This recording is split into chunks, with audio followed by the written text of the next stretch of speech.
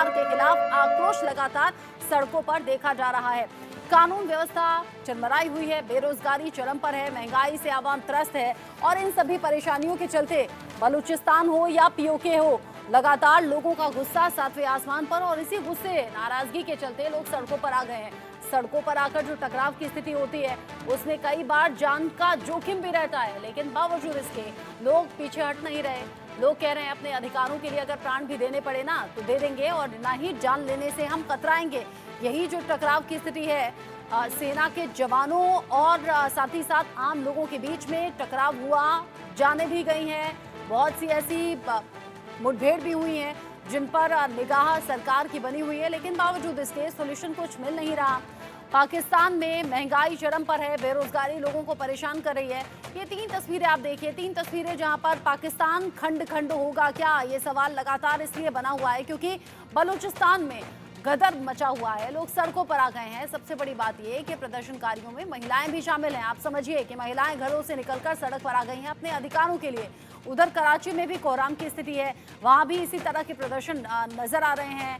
साथ ही साथ जो नारेबाजी हो रही है, नारेबाजी में काफिर काफिर, अहमदिया काफिर, अहमदिया काफिर, ये नारे भी वहां पर लग रहे हैं। ऐसे में ये जो नारेबाजी है, ये जो प्रदर्शन है, पाकिस्तान सरकार के नाक में दम करने के लिए काफी है। सवाल अब ये उठ रहा है कि क्या 1971 जैसे हालात अब फिर से पैदा हो रहे हैं क्या? पाकिस्तान से टूटकर ही बांग्लादेश बना था और अब यहाँ पाकिस्तान क्या फिर से खंड खंड हो जाएगा, फिर से पाकिस्तान टुकड़ों में बढ़ता हुआ नजर आएगा क्या? इन प्रदर्शन के बाद, इन तस्वीरों के बाद कुछ ऐसे ही आसार नजर आ रहे हैं। अपडेट एक और आप जान लीजिए, पाकिस्तान के खिलाफ बलूचिस्तान में आंदोलन हुआ है तेज। पाकिस्तान सरकार और आर्मी के खिलाफ लोगों में ये आक्रोश है, यानी कि गुस्सा है। शासन की अनदेखी से बलोच लोगों में नाराजगी है। महरंग बलोच यहाँ आंदोलन की अगुवाई करती हुई नजर आ रही हैं। यहाँ पेशे से डॉक्टर और बलूच विद्रोह का चेहरा, खास चेहरा है महरंग बलोच, और ऐसे में ये सरकार के खिलाफ सड़कों पर है। पाकिस्तान आर्मी जिस तरीके से अत्याचार लोगों पर कर रही है उसके खिलाफ सड़कों पर है। ऐसे में मजबूत आवाज के तौर पर महरंग बलोच को देखा जा सकता है। महरंग बलोच कह रही है इतनी लाशें देखी हैं कि अब तो मौत भी डराती नहीं है, मौत से डर नहीं लगता। ये प्रदर्शनकारी जो सड़कों पर आ गए हैं ये जानते हुए कि पाकिस्तानी सेना कभी भी गोली चला देगी, कभी भी जान ले लेगी, क्योंकि जानें लगातार लोगों की जा रही हैं। बावजूद इसके अगर लोग बड़ी संख्या में सड़कों पर आ रहे हैं तो इसके बड़े मायने हैं। इन हालातों पर बात करेंगे। Group captain retired UK Devnath sir मेरे साथ में जुड़ गए हैं डिफेंस एक्सपर्ट के तौर पर। संजीव श्रीवास्तव जी मेरे साथ में हैं, विदेश मामलों के जानकार। आप दोनों का ही इंडिया न्यूज पर बहुत स्वागत। यूके देवनाथ सर, जो हालात अभी बने हुए हैं, बलूचिस्तान में प्रदर्शन, पीओके में प्रदर्शन, और ये प्रदर्शन वक्त के साथ साथ और ज्यादा मजबूत हुए हैं। मजबूत इसलिए भी कह लीजिए, जो महिलाएं पर्दा करती हैं, घरों में रहती हैं, वो महिलाएं भी अब खुलकर सड़कों पर हैं। वो कहती हैं आजादी हमें चाहिए। होगा क्या? पाकिस्तान फिर से टुकड़ों में बटेगा क्या? 1947 में तब से पाकिस्तान के हुक्मरान हैं। उन्होंने पाकिस्तान में हुक्मरान का मतलब यही है कि पंजाब पाकिस्तान के सुन्नी लोग, इन्हीं लोगों ने एडमिनिस्ट्रेशन में और जुडिशरी में ऊपर के जितने पोस्ट हैं सबको दखल किया हुआ है। और तो और पाकिस्तान की फौज में भी पंजाब प्रांत के सुन्नी मुसलमानों का ही दबदबा है।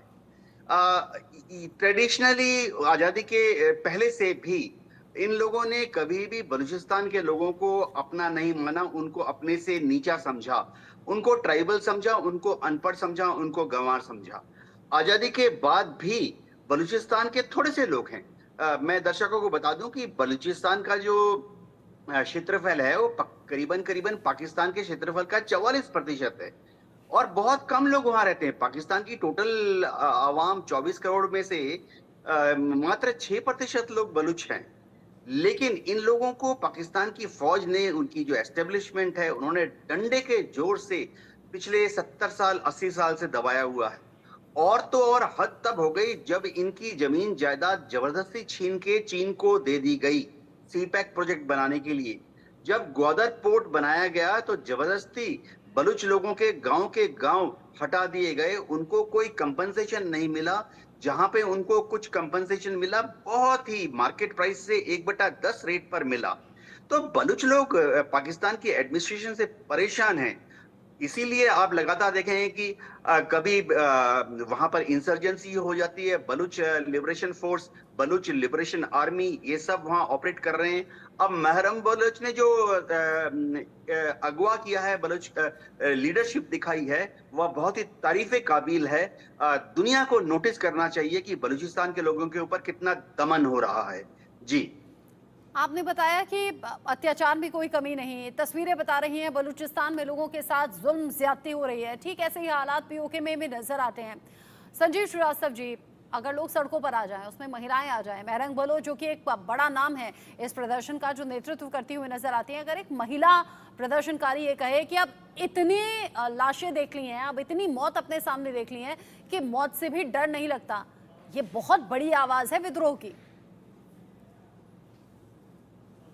है कि इससे बड़ी आवाज हो नहीं सकती और इससे बड़ा संकल्प हो नहीं सकता कि जब किसी भी व्यक्ति को मौत का डर भी उनके अंदर समाप्त हो जाए और वो बिल्कुल विद्रोह पर उतर आए, तो जाहिर है कि वो एक बहुत बड़ी चुनौती बड़े से बड़े तानाशाह के लिए बन सकता है। और महरंग बलूच आज उसी स्थिति में दिखाई देती हैं। और इसके पीछे जाहिर है कि जो पाकिस्तान के जो वास्तविक शासक हैं, जो वहाँ की आर्मी और आईएसआई, और पंजाब की जो पाकिस्तान की जो पंजाबी सुन्नी जो डोमिनेशन वाले जो हुक्मरान हैं, वो हर तरीके की ऐसी नीतियों को अपनाते रहे हैं जिसकी की वजह से पाकिस्तान में जो इथनिक कम्युनिटीज़ हैं उनको सेकेंडरी ट्रीटमेंट मिलता रहा है। चाहे वो बलूच हो, चाहे वो पश्तून हो, हजारा हो, सिंधी हो, कश्मीरी हो, सभी के साथ वहाँ पर सेकेंडरी ट्रीटमेंट किया जाता है। और ये जो पाकिस्तान के हुक्मरान है, इन्हें सिर्फ लगता है कि उनका पंजाबी एकमात्र प्यारा प्रोविंस है और उसमें भी जो सुन्नी डोमिनेशन है, जैसा कि अभी देवनाथ सर ने इसकी चर्चा की।